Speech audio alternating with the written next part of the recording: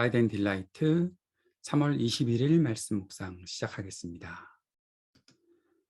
거룩하신 아버지 하나님, 오늘도 주님을 사랑하는 마음으로 은혜로 베푸신 이 하루를 시작합니다. 오늘도 성령으로 우리를 충만하게 하셔서 말씀대로 살게 하옵소서. 세계 각처에서 고통당하는 이웃에게 자비를 베푸시길 기도합니다. 세상의 전쟁을 그치게 하시고 평화가 가득 임하게 하옵소서. 정의와 사랑과 긍휼로 다스리시는 주님을 의지합니다. 예수님 이름으로 기도합니다. 아멘.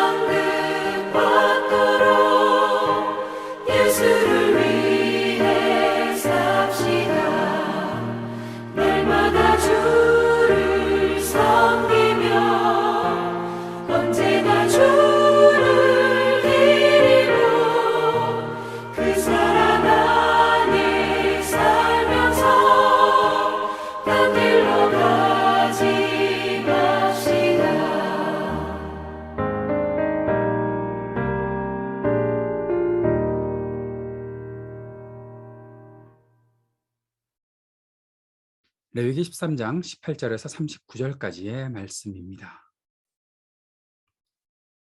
피부에 종기가 생겼다가 나았고 그 종처에 흰 점이 돋거나 희고 불그스름한 색점이 생겼으면 제사장에게 보일 것이요 그는 진찰하여 피부보다 얕고 그 털이 희면 그를 부정하다 할지니 이는 종기로 된 나병의 환부임이니라.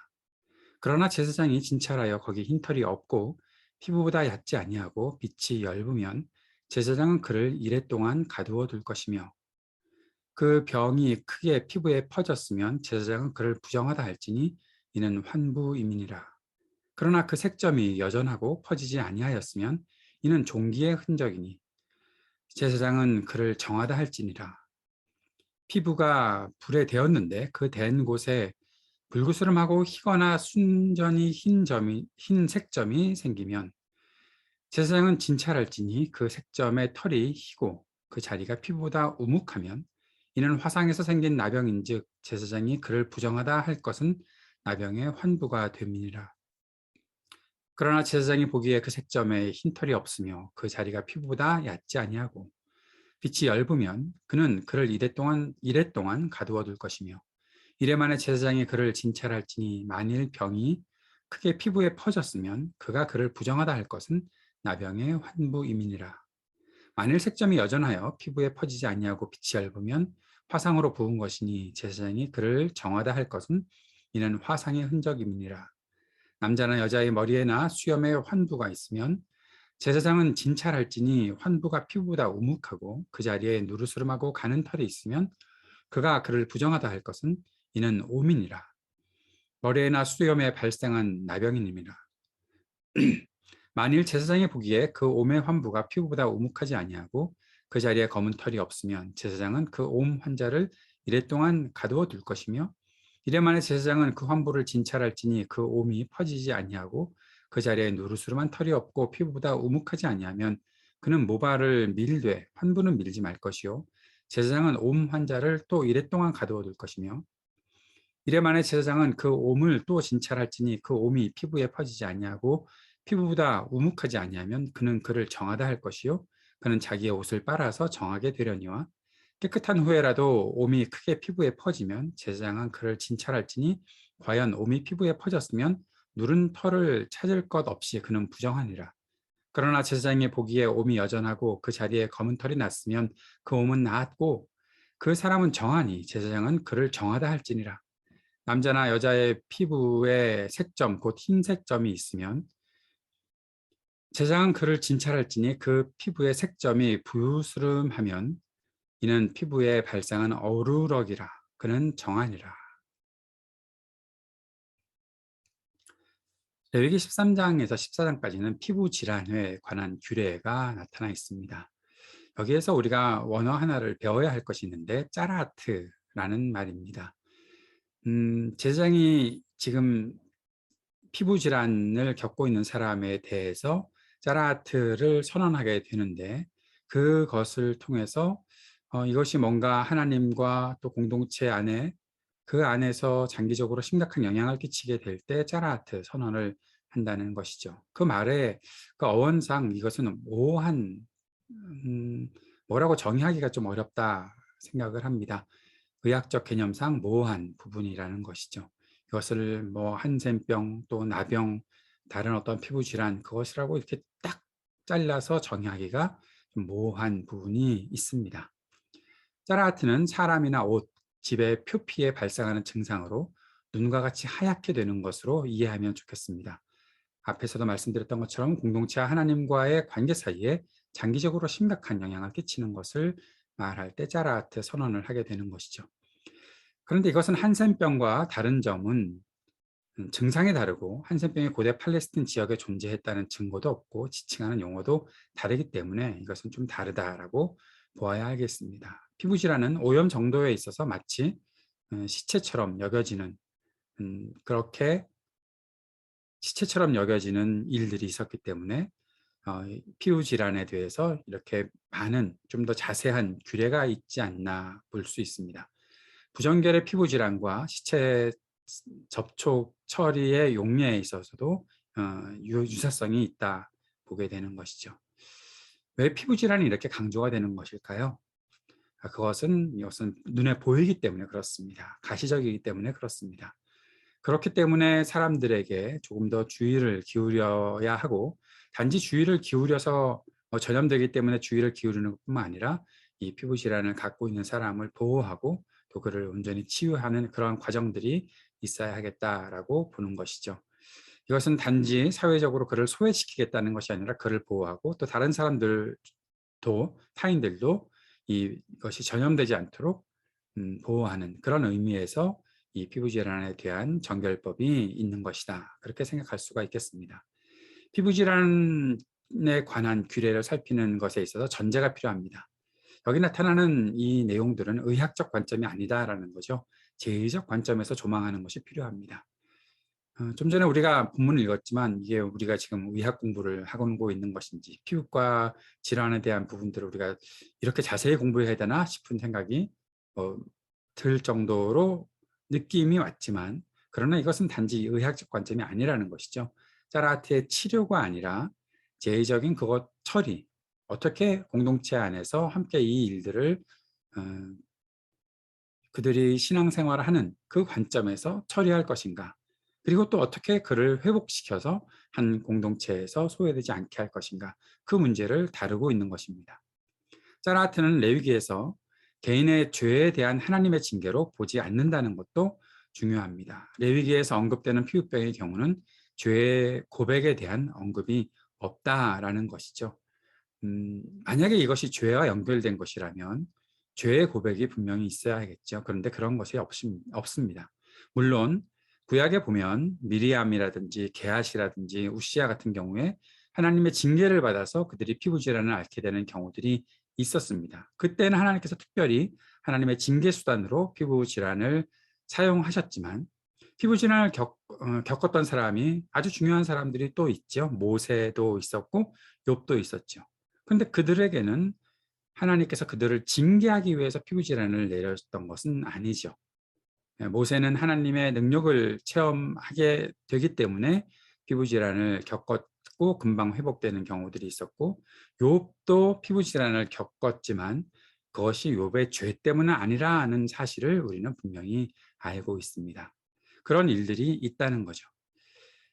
왜 이 피부질환에 대해서 규례를 살피게 되는가?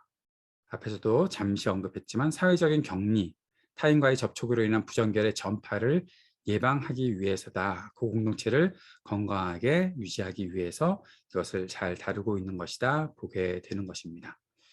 오늘 읽은 본문은 아니지만 3절에서 8절까지에서는 부스럼의 발생에 대해서, 부스럼이 번지면 짜라하트라고 선언하고 격리하는 일들이 있지만 번지지 않았으면 옷을 빨면 정결해진다라고 말하고 있습니다. 부스럼이 피부에 번지면 짜라하트 선언을 하게 되는 것이죠. 9절에서 17절까지는 생살이 돋았을 경우에 색소가 있는 피부가 벗겨져서 탈색되고 희게 되었다는 의미를 말하고 있는 것입니다. 새로운 피부가 올라왔다는 경우, 그 경우를 다루고 있는 것을 볼 수가 있습니다. 오늘 읽었던 본문 18절에서 23절까지에서는 종기가 생겼을 경우에 대해서 말합니다. 피부보다 더 우묵하게 들어가고 그 털이 희게 변했을 경우 짜라하트 선언을 하게 됩니다. 나중에 퍼졌을 경우에 상처가 된다라는 사실도 오늘 본문에서 다루고 있었죠. 24절에서 28절까지는 화상을 입었을 경우에 대해서 다루고 있습니다. 판단 기준은 종기의 경우와 유사하다 볼 수가 있죠. 29절에서 37절까지는 두피나 뺨에 상처가 났을 경우입니다.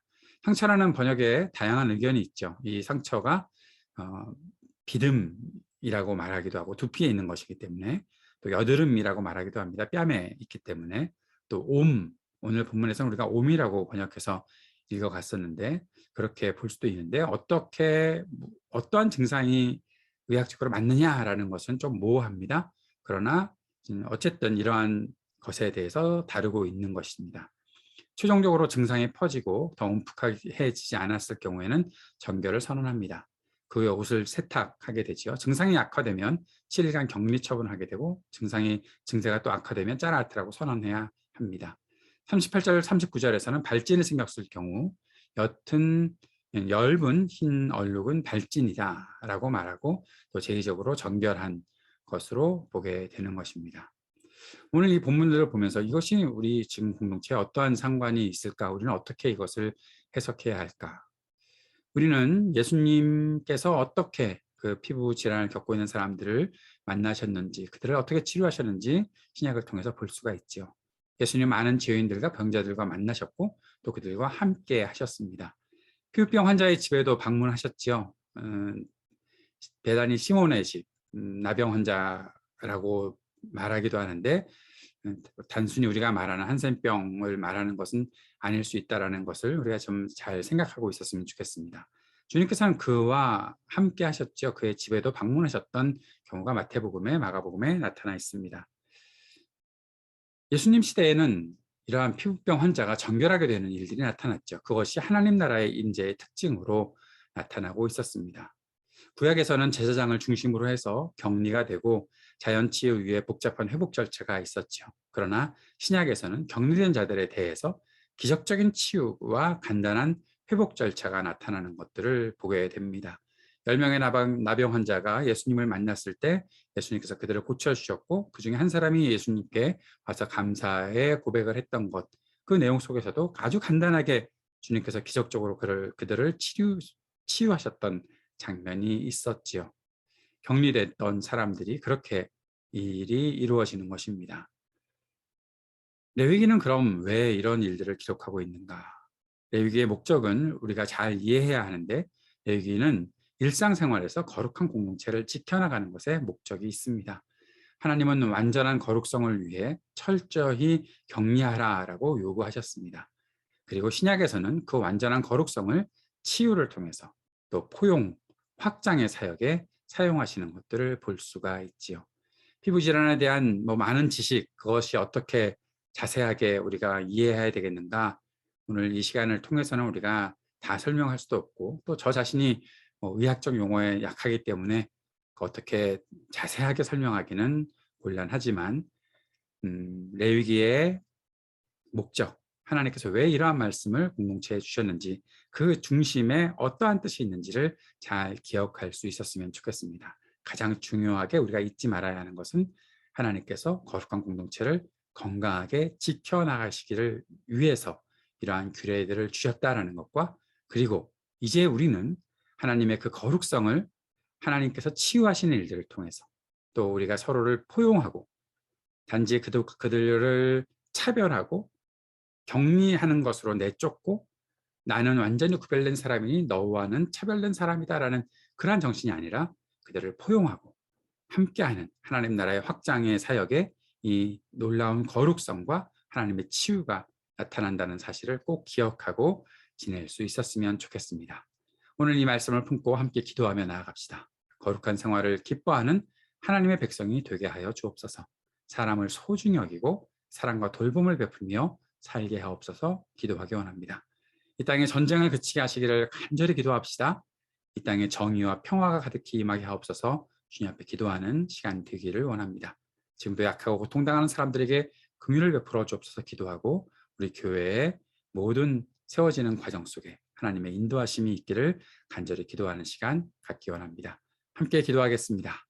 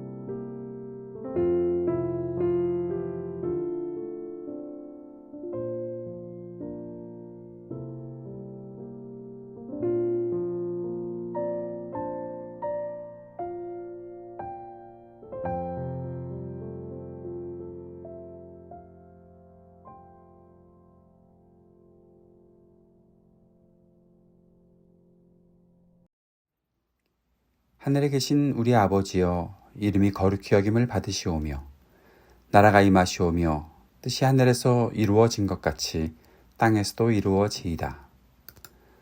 오늘 우리에게 일용할 양식을 주시옵고 우리가 우리에게 죄 지은 자를 사하여 준 것 같이 우리의 죄를 사하여 주시옵고 우리를 시험에 들게 하지 마시옵고 다만 악에서 구하시옵소서.